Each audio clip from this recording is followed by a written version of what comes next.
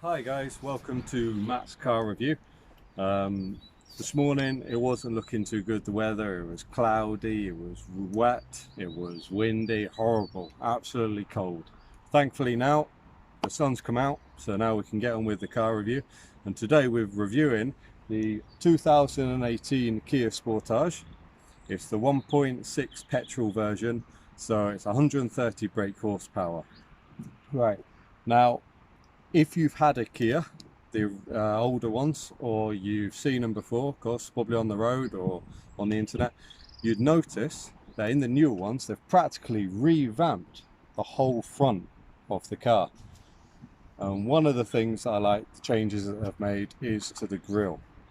Now, if you think back to the older ones, the grille, it had the massive Kia badge right in there.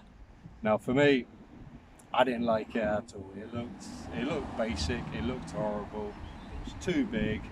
And now what they've done is they've put a smaller badge, they've put it just above the grille, and they've left this nice grille nice and clear. And I just think that's a nice little feature, that grille there. The other thing they've changed, of course, is the lights. That'll be the first thing that hits you they've changed on the newer Kias. They come out of the body a bit more. As you can see there, on the older ones they were more into the body. You didn't really notice them as much, whereas these ones, the first thing you see on these cars is the lights. I think they just look proper nice. You've got your little indicators in there as well. The other thing that they changed on the newer ones compared to the older ones was the fog light surrounds, and they've also put chrome along there. But you get, it's just little touches. It doesn't add anything to the performance at all, but it's little touches that I think that makes you feel they've thought about it, and it just looks a lot nicer. I think Kia's also coming to their own as well with their looks. They're not trying to look like the Qashqai. They're not trying to look like the Kadjar. They just look like their own. You notice it's a Kia. There's a lot of other cars out there that you look at them and you're not too sure exactly what they are, because they could look like any other car. So we'll just have a quick look around and we'll just have a look, see what we think.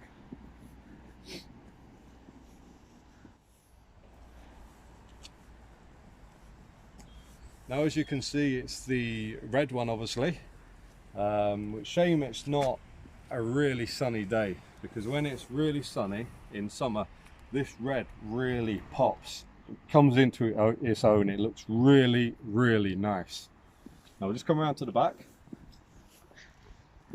Now on the old Kias, the rear of it, the lights were separated, whereas now what they've done on the newer ones is they've created a bit of a bridge there. Now I just think that looks proper nice. It's a bit sportier sort of thing than the older ones as well.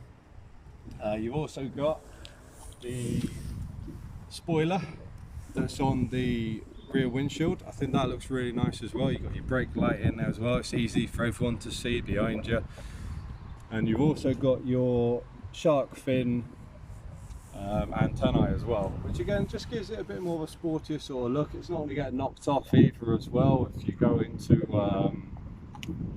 a car wash or anything like that. It's not going to get tangled up. So I think that's a nice design as well. It's aerodynamic as well. So I'll just let you have a look around.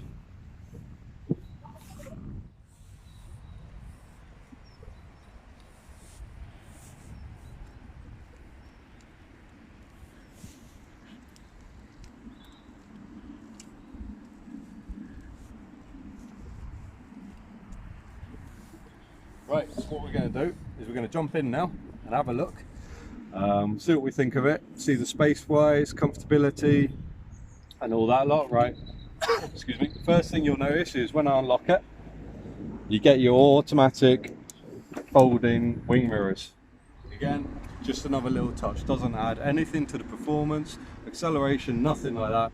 It's just a nice little touch. Plus, you can tell if you haven't locked it at the end of the day, which is a great thing. Sometimes if you're a bit like me, you can tend to forget, walk into the house and then go back out later and realize it's still unlocked. So that's another great thing as well. Right, as you can see, we're now sat in the car. Now, space-wise, I'm about 6 foot, like I've said in my other videos, and it's absolutely perfect for me. Absolutely perfect. You got a lot of head height. You've got a lot of space between you and the steering wheel. You don't feel like you're cramped. You don't feel like it's claustrophobic. You don't feel like you're touching the shoulders with your passenger. There's nothing worse than trying to wrestle for the armrest. So yeah, it's really nice. The seats are comfortable as well. They hug you a little bit. You feel like you could actually sit in it pretty much all day, to be fair. Right, so what I'm going to do is I'm just going to get it started a little bit. I'm just going to talk about some of the stuff that you get with this car. Right, so when I turn on the ignition, you notice there it's now doing a system check. There you go, system check's done. Now, like I mentioned, this is the petrol version, so obviously you're not waiting for the coil light to go out, so I can get her started whenever I want. There you go. Really quiet this car is. In fact, for me personally, I think it's a little bit too quiet. I like to hear the engine every now and then. It speaks to me. It tells you whether there's anything wrong, whether it's struggling a little bit, whereas you don't get that with this car. Even when you're driving, I'll do a driving review later, so you'll get to see that, but you don't hear anything. It is nice sometimes. It means you can chat and you can listen to your music and you're not shouting and all that lot. So it's quite nice, but sometimes I like to just be able to hear the engine. Right, so if you look, you got your sat nav on there as well. This is your multimedia display and player, so you can Bluetooth your phone to it. You can play music through it as well. And then if you look down it, now for me, this sort of section here kind of reminds me a bit of like a plane cockpit sort of thing.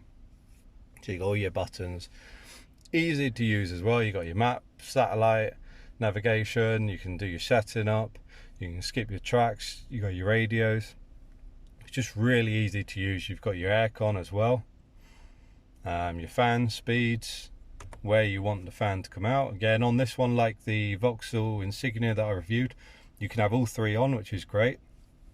You also, down here, you got your heated seats as well. So you got 3 settings on your heated seats, which is great for your passenger and for yourself. You've got your USB charging port as well, and also you get two 12-volt points as well, which is great. Usually on a car you tend to get one, and you can, if you've got like a what do you call it, dash cam, you can end up sort of fighting for your 12-volt ports. So it's great they come with 2. Storage wise, you've also got your, obviously got your glove box right underneath there, which is great. In the sides of the doors, both sides, you've got your compartments down there as well. As you can see, you can easily fit a bottle of water in there or whatever you need, a few CDs or anything. And then when you lift up this as well, you've got a few little compartment there, where, to be fair, it's actually a decent size. You can actually fit a fair bit in there. You've got your 2 cup holders as well. Excuse me. Right, and on the driver's side, of course, you've got your electric windows. You can lock or unlock your car there, and also you can lock your rear windows as well, which is a great thing if you've got kids in the back and you don't want them to mess around with the windows. That is fantastic. I've got that on my car. Now, the difference between this and say something like Ford Ranger, which is what I used to have as well, when you locked the rear windows, for some reason it would lock the passenger front window as well, and you wouldn't even be able to open it from the driver's side, which I think is a bit of a design technicality fault there, to be fair. Well, obviously you've got your electric mirrors as well, so you can move them around. Now, this car, which is great, comes with, if I just grab the camera, thank you. If you look down there, there it is. That button there, that, if you press that, comes up on the dash there. See that? Oh, there it goes, focus. And what that will do is, if you have it on and you're feeling slightly drowsy, or you're just a bit tired and you're a bit worried about maybe going over the line, that is fantastic. That will warn you whether you are going over the line, and it'll also automatically correct your steering so you won't drift over the line. Right, so it's also a very safe car as well. The great thing about these is it has something called, let me get this right, impact safety unlocking, I think it is. It's something like that. I can't remember the exact wording. It's something like that. Basically what happens is, if you make an impact, all your locks unlock. So if the emergency services need to get into you, or if you need to get out, of course, if you just had an impact, you want to get out of the car, you want to get as far away as possible from it before anything happens, all your doors unlocked, which is great. Sometimes if you're knocked unconscious in a car and your doors are locked, obviously the emergency crew has to get out the jaws of life or something like that, and they have to cut you out of it. So that's a great thing for them as well. It's so much easier for them. Right, what we'll do is we'll have a look in the back quickly. Right, so obviously I'm in the back now. Like I said before, earlier, I'm about 6 foot-ish. I haven't adjusted the seat as well from when I was sat in there. So the front was really comfortable for me. And you know what? I am surprised how much space is in this back. I can move around as much as I like. My knees aren't touching the back of the seats. I feel like I'm sat back a little bit. You know, I can see everything. There's so much headroom above me. I don't feel like I'm going to hit my head, or if we go around the corners, I'm not going to hit my head into the sides or the pillars or anything like that. So for two adults in the back, you wouldn't necessarily want 3, because size, you know, sideways you'd be cramped hitting your shoulders on each other. But 2 adults sat in the back, 6 foot-ish, or even more to be fair, really comfortable. I feel like even in the back, to be fair, I could probably sit in it all day and still be really comfortable at the end of it. So what you got in your back, you've obviously got your storage down there like most cars, which is great for your passengers. You've also got in these side pockets, you can see that you've got a bottle of water there, fits nicely in there. It's not rattling around too much, it's not going to fall out and hit anything. Now you've also got your blowers as well in the back, again, which is great. They've really thought about this for passengers, rear seated passengers as well. Try to make the car as comfortable as possible for them so they can enjoy the ride and enjoy the experience. Down here you got your 12-volt socket as well, so again that's another one. So you've got 3 in this car. And then the great thing about these, fantastic thing about these, this is where they've really thought about the people sat in the back and not just the people sat in the front. You've got heated seats in the back. Either side you've got heated seats. You've got 2 settings you can have them on. I just think they've really thought about people sat in the back and how try to make them feel comfortable and feel a part of the experience of being in the car, not just a spectator. Right, so yeah, that's basically the back. So yeah, so now we're going to show the boot as well. Right, so now obviously, like I just said just then, we're going to see the back of the boot. And here we go, open it just like that. Now to be fair, if I just sit in it, it's a really nice sized boot. This obviously comes out as well, so you've got the space as well if you've got anything slightly taller in there. So if this wasn't here, you could easily, to be fair, you could sit in it really happily, really nicely and comfortable. It's huge. You can fit 2 suitcases in it, no problem whatsoever. You could probably even get 3 if you really tried. Right, now the great thing about these cars as well, what they've got is, most cars, when you lift up the bottom, it's usually just like the spare wheel obviously, or it's just filled with metal or something like that. Whereas this one, if you open up that, you've got that compartment there, which is great. All that comes out as well, so if you wanted to, you could have an extra bit of space there, and also that bit lifts up as well, so it's even bigger, to be fair. Obviously, like I said, that would be where your spare wheel would normally be. So you got obviously all your compartments there as well, which is great. You got another one there, that side, that just lifts up and then you just slam it back down again. So yeah, obviously for a family, this sort of car, this sort of size would be great. If you're looking for a family car, you want an SUV, you want something that's comfortable, you want something that's big enough boot. The kids are going to be great in the back. Like I said, you've also got heated seats as well for the kids. You can lock the rear windows. Do you know what? I would seriously recommend one of these. I think these are fantastic cars.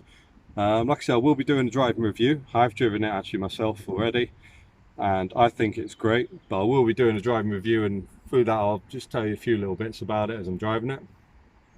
But yeah, on a whole, I think this car is a great car.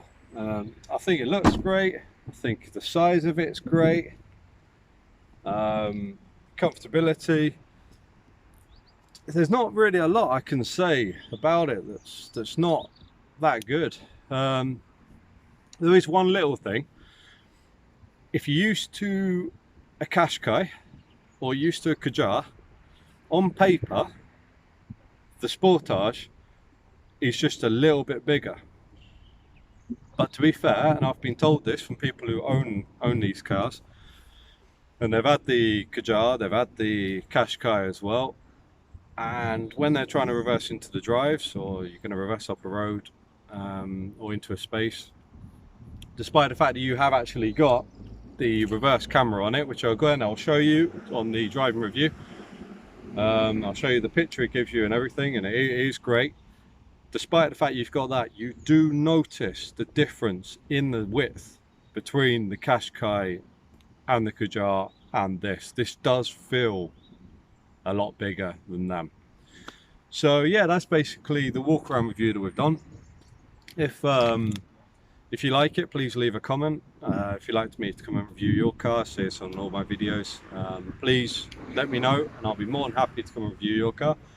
Like we've done here, we'll cover up the number plate, we'll keep all your details out of the way, we'll take it somewhere different, so obviously personal details are not being shown, and yeah, we'll give it a review.